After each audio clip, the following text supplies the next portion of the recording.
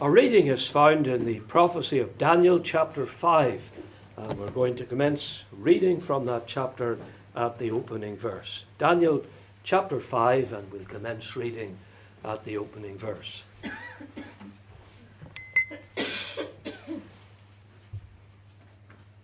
Daniel chapter 5, and commencing at the opening verse of the chapter.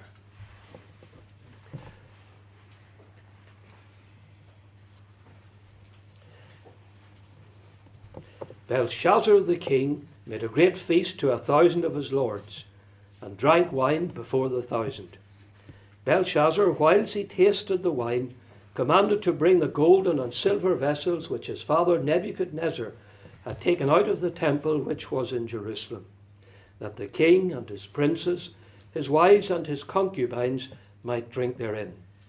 Then they brought the golden vessels that were taken out of the temple of the house of God which was at Jerusalem. And the king and his princes, his wives and his concubines drank in them. They drank wine and praised the gods of gold and of silver, of brass, of iron, of wood, and of stone. In the same hour came forth fingers of a man's hand, and wrote over against the candlestick upon the plaister of the wall of the king's palace. And the king saw the part of the hand that wrote. Then the king's countenance was changed, and his thoughts troubled him, so that the joints of his loins were loosed, and his knees smote one against another. The king cried aloud to bring in the astrologers, the Chaldeans, and the soothsayers. And the king spake, and said to the wise men of Babylon, Whosoever shall read this writing, and show me the interpretation thereof, shall be clothed with scarlet, and have a chain of gold about his neck, and shall be the third ruler in the kingdom.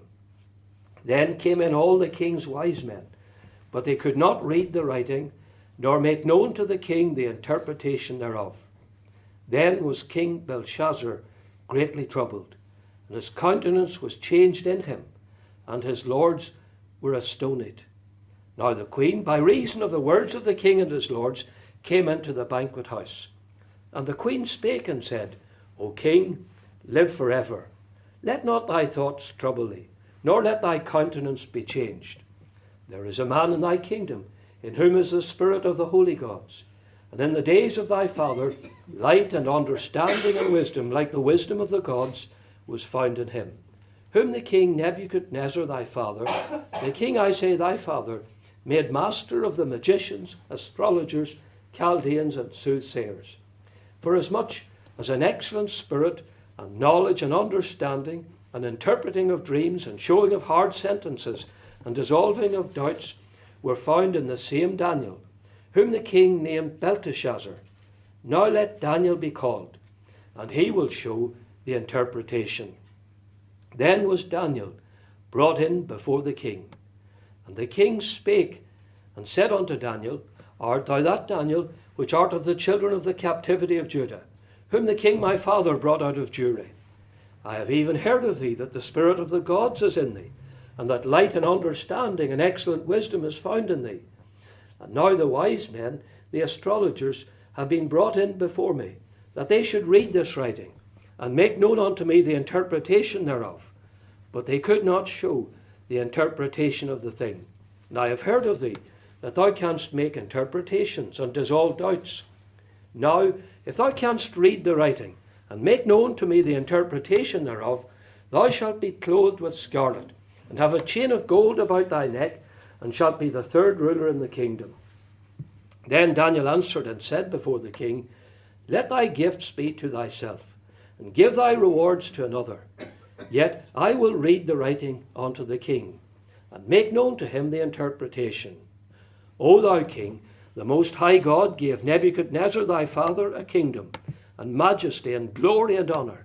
And for the majesty that he gave him, all people, nations, and languages trembled and feared before him. Whom he would he slew, and whom he would he kept alive, and whom he would he set up, and whom he would he put down. But when his heart was lifted up, and his mind hardened in pride, he was deposed from his kingly throne, and they took his glory from him. And he was driven from the sons of men, and his heart was made like the beasts, and his dwelling was with the wild asses. They fed him with grass like oxen, and his body was wet with the dew of heaven, till he knew that the Most High God ruled in the kingdom of men, and that he appointeth over it whomsoever he will. And thou, his son, O Belshazzar, hast not humbled thine heart, though thou knewest all this, but hast lifted up thyself against the Lord of heaven. And they have brought the vessels of his house before thee, and thou and thy lords, thy wives, and thy concubines have drunk wine in them. And thou hast praised the gods of gold, of silver and gold, of brass, iron, wood, and stone, which see not, nor hear, nor know. And the God, in whose hand thy breath is, and whose are all thy ways, hast thou not glorified. Then was the part of the hand sent from him, and this writing was written. And this is the writing that was written. Mene, mene, tekel, upharsin. This is the interpretation of the thing. Mene, God hath numbered thy kingdom and finished it. Tekel, thou art weighed in the balances and art found wanting. Peres, thy kingdom is divided and given to the Medes and Persians. Then commanded Belshazzar, and they clothed Daniel with scarlet, and put a chain of gold about his neck, and made a proclamation concerning him, that he should be the third ruler in the kingdom. In that night was Belshazzar, the king of the Chaldeans, slain, and Darius the Median took the kingdom, being about 62 years old. And we'll end our reading at the end of that 5th chapter of the book of Daniel, trusting God will add his blessing to the reading of his precious truth for Christ's sake. Amen. I want to read again verses 4, 5, and 6 of Daniel chapter 5. Verses 4, 5, and 6 of Daniel chapter 5. They drank wine and praised the gods of gold and of silver, of brass, of iron, of wood, and of stone. In the same hour came forth fingers of a man's hand, and wrote over against the candlestick upon the plaister of the wall of the king's palace. And the king saw the part of the hand that wrote. Then the king's countenance was changed, and his thoughts troubled him, so that the joints of his loins were loosed, and his knees smote one against another. These verses concern the king Belshazzar. He was the grandson of the great king of Babylon, Nebuchadnezzar. He had fought a pitched battle against Cyrus, the Persian king, and he had lost. And as a result, he had retreated inside the walls of Babylon, where he felt perfectly secure. The walls there were 350 feet high, and they were 87 feet thick. There was room for 4 horse-drawn chariots to pass, plenty of room for them to pass around the walls of Babylon. They had 100 gates of solid brass and 250 towers. The city was massive. According to the Greek historian of the 5th century BC, it was 14 miles on one side. It lay 4 square, so it was 14 miles on every side. So the circumference of Babylon was almost 60 miles. So it was a massive city. And this man, Belshazzar, had retreated after defeat, and he had inside that city a 20-year supply of food. There was a great ditch around the city, and the river ran round it. So he felt, with the Euphrates running round his city, and with that great ditch, and the walls that were so high, and the towers, so many towers rising above the walls, he felt absolutely secure. He did not feel that he could be defeated.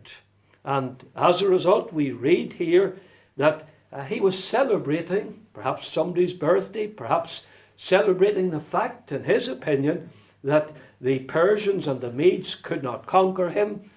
And he called for the vessels that had been captured by his grandfather from the temple in Jerusalem, and they drank wine in the vessels of gold and silver, and they toasted the gods of gold and silver and brass and iron and stone. And then at that hour, at that moment, there came fingers of a man's hand and wrote something over against the candlestick. The light shone upon it. It was being written on the plaister of the wall.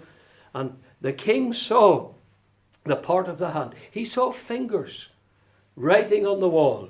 And the Bible says his countenance was changed, and his thoughts troubled him, so that the joints of his loins were loosed, and his knees smote one against another. The celebration was brought to a very abrupt end. And as we think about this man, Belshazzar, we see firstly his delusion. In fact, I could include another word there, his delusional defiance of the God of heaven. Here he was, utterly deluded.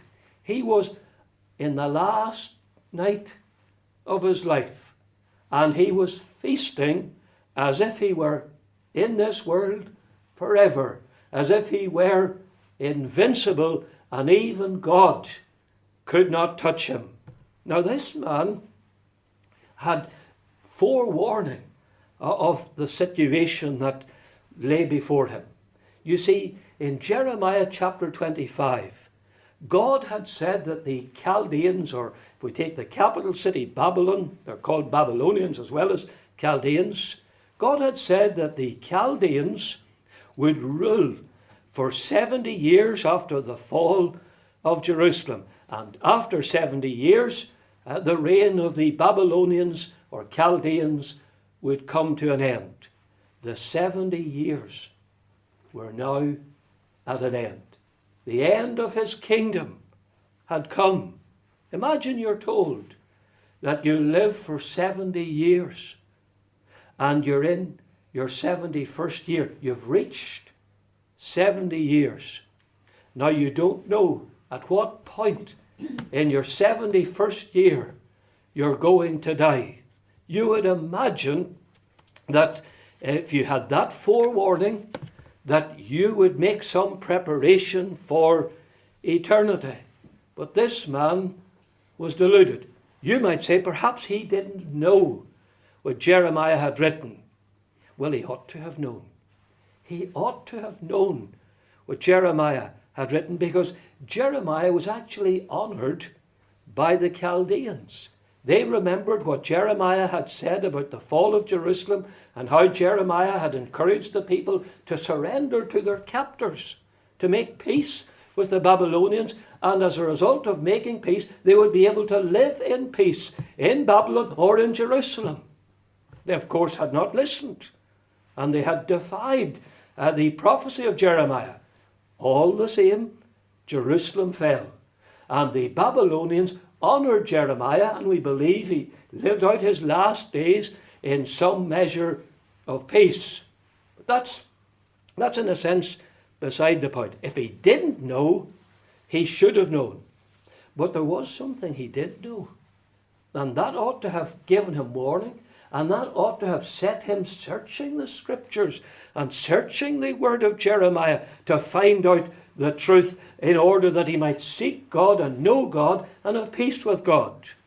Did you notice in our reading, when Daniel was brought in before Belshazzar, he spoke very sternly to him, and he told him of something that he did know. He told him about Nebuchadnezzar, his grandfather, and he told how Nebuchadnezzar had a great kingdom, and he had almost unlimited power. He's described in the image in the book of Daniel chapter 2 as a head of gold. And it said in this chapter, whom he would he slew, and whom he would he kept alive. He had unlimited power. He was an autocrat. He was answerable to no one. He did what he liked. But that man, when he was lifted up with pride, went for a walk on the roof of his palace, a flat roof, and he looked out over the city of Babylon, and he said, is not this great Babylon, which I have built by my wisdom and my power? And that man had had previous warning about his pride and about his sin. And he had been told to humble himself before God. He had been told to break off his sin and to turn to God, to act in a righteous fashion. But instead of listening, he went on. And when he was boasting of his great city, Babylon, that he had established, that by his wisdom and power he had created, immediately his senses were taken from him, and he became like a wild, raving animal. And they drove him out from the royal palace. For 7 years he wandered, hairs growing all over his body, and his nails growing like birds' claws, and eating grass like one of the oxen. There he was, a madman, for 7 years, humbled before God. And then after 7 years, something mysterious happened. God had mercy upon him, and he lifted up his eyes and he looked up towards heaven. His senses returned, and he said that God ruled in the armies of heaven and amongst the children of men, and none could stay his hand or say unto him, what doest thou? He recognized God's sovereignty, God's supremacy, God's wisdom, God's power. Some people even think that Nebuchadnezzar was truly converted. Now, why is that of relevance to us? Because here Daniel speaks to Belshazzar and he says, thou knewest all this. You knew that. You knew what happened to your grandfather. It wasn't something that you'd never been told about. It wasn't a family secret that the family were so ashamed of that they never spoke of it.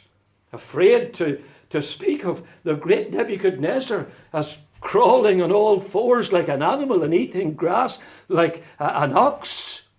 No, it was something that was well known. All of Babylon knew it, and all of the family knew it. You did not humble yourself before God. Here is a man who was deluded. He knew a great part of truth. He knew of the greatness of God, and he could have known that the end of his kingdom was nigh, and he could have prepared his heart and sought God and got right with God, but he was deluded. And in his delusion, he defied God. And he said, bring out the vessels from the house of God. Let's toast the gods of gold and silver and brass and wood and iron and stone. How tragic such delusion is when men and women are deceived and are being destroyed by the forces of hell and darkness. But I tell you something that's just as tragic. Down through the centuries and right up to the present time, there have been men and women and young people who have grown up in Christian homes. They have parents who were saved, parents born again. Many of those parents with striking testimonies of how God met with them, how God saved them from their sins. And those people growing up as children, growing into adulthood, growing on into middle years, to riper years, to old age, have defied God. They've turned their backs on God, and they have been unwilling to listen to God. They have presumptuously gone on in sin. They have drunk in the things of the world. They've tasted what the world is like. And many of them have even come to the conclusion that their parents were deluded, or their grandparents were deluded. We live in a different age, has been their attitude. We have cast off this superstitious fear of an unreal God. Now we're in a new age. Now we're in the time when evolution has freed us from the fears that our forefathers experienced. and we are free. We can live our lives as we please. They're just like Belshazzar. They don't take up vessels of gold and drink and toast the gods of gold and silver and brass and wood and iron and stone. No, they don't do that. But in a way, they toast the gods of this world. They say, I'm free. I'm enjoying myself. And they have no time for the Bible. They don't want to read it. They don't want to pray. They don't want to repent of their sins. They don't want to turn from the way of wickedness and sin. They hate that expression, saved. They don't like it. Don't use that word saved to me. And if somebody asked them, are you saved? They would be embarrassed. Why, that's an old-fashioned word. I know that people who are good living, who are narrow-minded, use that word. But I don't want to be associated with the word saved. That is their attitude. They're toasting modern thought, the gods of modern thought. And they've turned their backs on God. And so you see here, this man, he's in the midst of a great delusion. He's towards the last hours of his life, coming to the very end of his kingdom.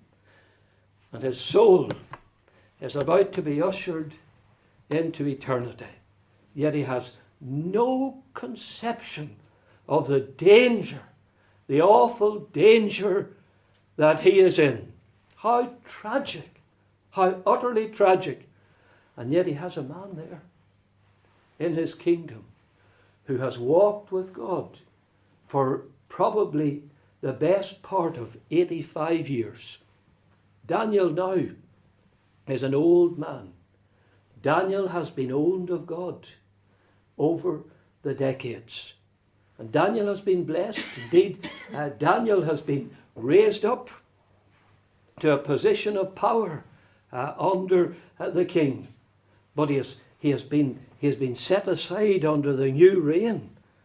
The reign of this, I would say, young man, Belshazzar. He has been set to the one side, but he shouldn't have been.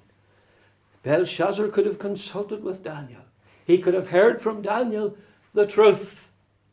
But instead, he chose his own way, and it was the way of rebellion against God. How deluded this man was. But then I want to see, in the second place, the intervention of God at an unexpected moment. Look at verse 5. It says, in the same hour came forth fingers of a man's hand, and wrote over against the candlestick upon the plaister of the wall of the king's palace. And the king saw the part of the hand that wrote. And we are told, then the king was troubled. His countenance was changed. His thoughts troubled him, so that the joints of his loins were loosed, and his knees smote one against another. This man who was deluded and defiant was suddenly pulled up short. He saw those fingers, and there's a light shining on the fingers, and there's something being written on that wall. He doesn't know what it is, but isn't it strange? He's afraid. He's terrified. It says that the joints of his loins were loosed. He went to pieces, and his knees smote against one another. Don't we talk in those terms of our knees knocking when we're afraid? We can hardly stand upright because of the shaking in our limbs.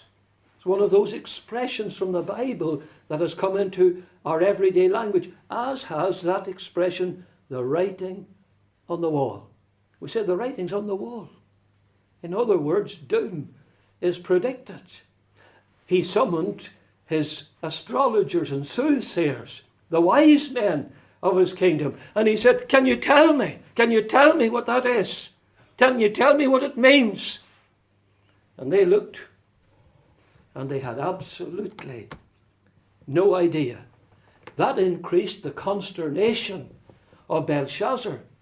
Not only did it increase his consternation, but it increased the consternation of those who surrounded him, those who would have flattered him, those who would have praised him. It says his lords were astonied. The idea of the word astonied is almost turned to stone.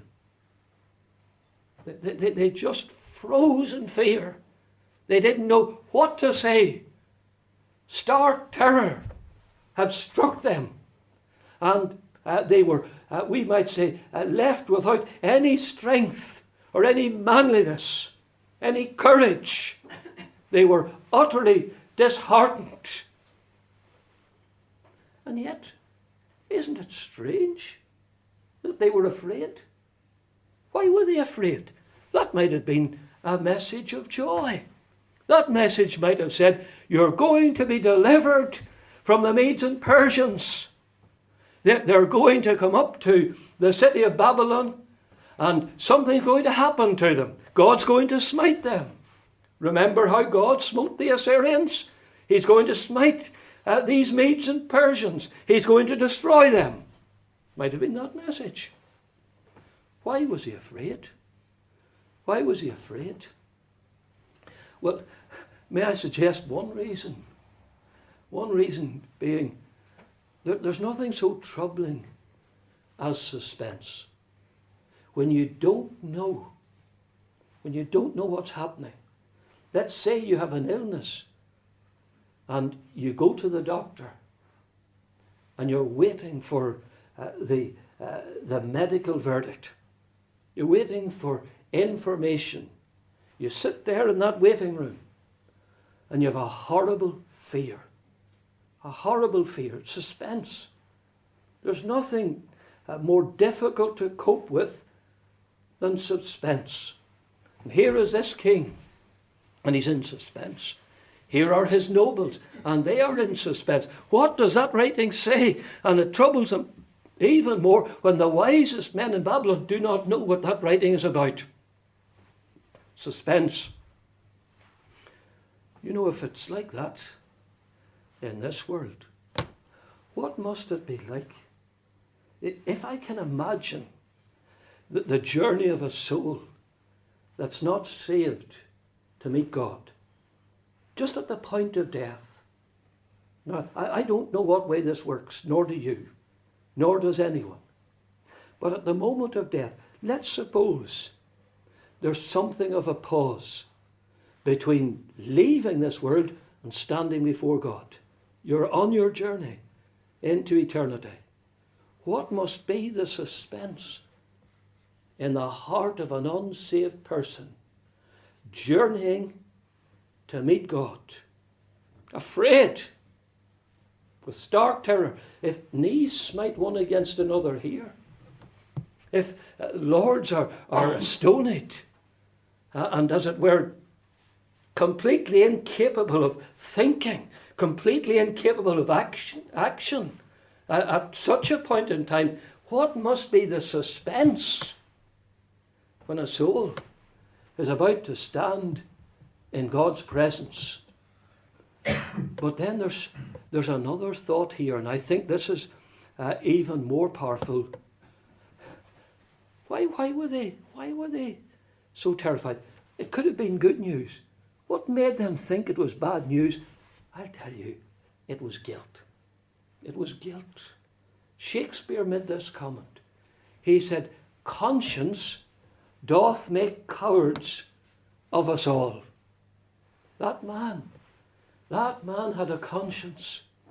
That man knew deep down that his behaviour was utterly reprehensible. He knew he was guilty before God. You see, every man has a conscience. We may stifle our conscience. Joseph's brothers did that. For over 20 years, they stifled their conscience. They had been so wicked in their treatment of Joseph.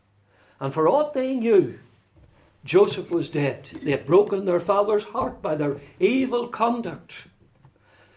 And then when they went down into Egypt, and the governor of Egypt spoke roughly to them and said, I'm going to keep you all in prison and just allow one of you to go back to your father, and you'll not see my face unless you bring your youngest brother with you. We are told that they spoke to one another, and they said, we are verily guilty concerning our brother, in that we saw the anguish of his soul when he cried unto us, and we would not hear. Isn't that odd? For over 20 years, they had stifled their conscience. And then when they ran into trouble and were alarmed in Egypt, their conscience that they had stifled suddenly came alive. You have something similar here. You have conscience striking this proud young king. And he's afraid now. He's afraid. His knees are smiting one another. The colour is drained from his face. And he and his lords are astonished. They don't know how to act. There was such consternation, you know, that the Queen Mother heard the noise. And we believe she is really his grandmother rather than his mother, because when Nebuchadnezzar is spoken about here, he's called his father, but that's in a loose sense. Just the way we talk about our forefathers. Nebuchadnezzar was his grandfather. And this may have been the queen in Nebuchadnezzar's time. She may have been his mother, of course. And she heard what was taking place. There must have been such alarm in the palace that she came hurriedly, I believe, into the king's presence. And really she would have been coming and saying, what's going on? You all look terrified. You look, as we would say today, you look like you've seen a ghost. And in a way they had. You see, those fingers, it's like the fingers of God. And I know God doesn't have fingers, but it's like the fingers of God writing there. And all eyes are fixed. What is that? What is that making an indentation on the plaster on the wall? What is it? And they're crying out in terror. And there's a hush. And yet there's a sound of fear. And the Queen Mother comes in. And she says, there's a man here. There's a man here who can interpret dreams. He interpreted the dream of your grandfather Nebuchadnezzar.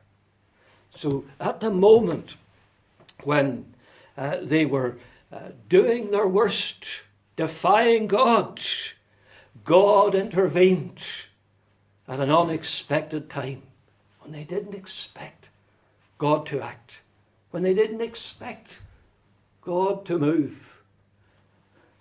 And you know, that's often the way it happens. The Bible says, he that being often reproved hardeneth his neck shall suddenly be destroyed. And that without remedy. We think of the farmer in Luke chapter 12, with all his plans for the here and now, and not a thought about the hereafter. And he's making all those grandiose plans. I'll pull down my barns, I'll build greater. And I will say to my soul, soul, thou hast much goods laid up for many years. Take thine ease, eat, drink, and be merry. But God said unto him, thou fool, this night thy soul shall be required of thee. The time was up for that farmer. The time was up for Belshazzar. His 70 years were over, at least the 70 years of domination of Babylon were over. Now it was time for God to step in and to fulfill the prophecy of Jeremiah. And then there is something more that this man forgot. Daniel says, the God in whose hand thy breath is, hast thou not glorified? He was forgetting something. His breath was in the hand of God. We're told in the book of Acts that in him, that's in God, in him we live and move and have our being. We draw our breath by God's permission. He can stop it. He can stop it in a moment. He can halt our breath, and then we are carried into eternity to stand before the judge of all the earth. We're not to boast ourselves of tomorrow, for we do not know what a day may bring forth. This man had 20 years' supply. He could have outlasted the Medes and Persians. He could have just stayed there and feasted for 20 years. But he had no idea what was going on outside the walls of his city. He had no idea that Cyrus was draining off the Euphrates, that they would come in onto the wall, that they'd open the gates, and that they'd bring their soldiers in while he was celebrating. He had no idea that all of that was about to take place. He was toasting the gods of gold and silver and brass and wood and iron and stone. He was bidding defiance to God in his delusional state. He thought he could go on forever. He thought that the God of heaven was a myth. But I say to you, he's not. He's the true and living God. And what do we find? We find that God had stepped in. The deluded king was rudely awakened when God stepped in. And the end product was his destruction. If I just turn you over to the very last part of the chapter, and in the verse 30, we read these words, "In that night was Belshazzar, the king of the Chaldeans, slain." You know, even after Daniel had spoken to him, even after he had spoken to him and warned him and told him of his wickedness, he still didn't grasp it. Because he said, you give me the correct interpretation, you'll be clothed in scarlet, there'll be a chain of gold about your neck, and you'll be made the third ruler in the kingdom. You'll be right up, almost level with me in power. You'll be third in line in all this great kingdom. The third most powerful man. You know, there was to be no kingdom. What good is it to be the third most powerful ruler in a non-existent kingdom? What good is it? When the kingdom is about to end, when that great empire is about to be demolished, what good is it? What good is it to have an honoured place in something that's crumbling in an instant to dust? And even after Daniel had interpreted the dream, or rather the writing on the wall, he still gave him the chain of gold and put the robe upon him, and he still proclaimed him to be the third ruler in the kingdom. Daniel said, I don't want that. I don't want that. It's no good to me.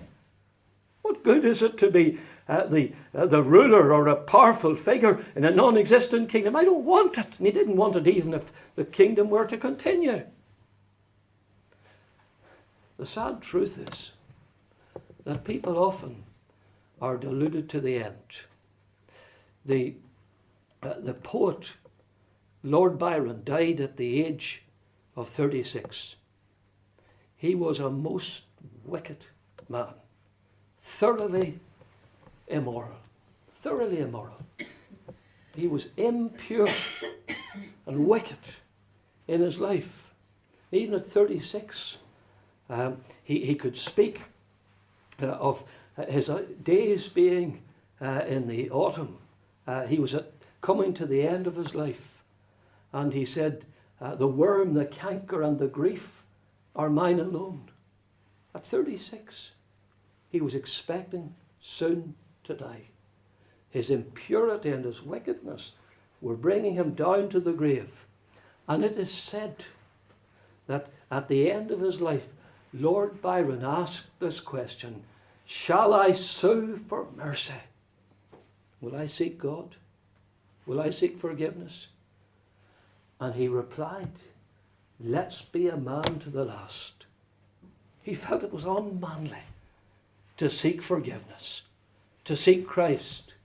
And so in his manliness, he turned his back on God, deluded to the last. And the same is true of this king, this erstwhile great king, Belshazzar. He's still handing out the baubles.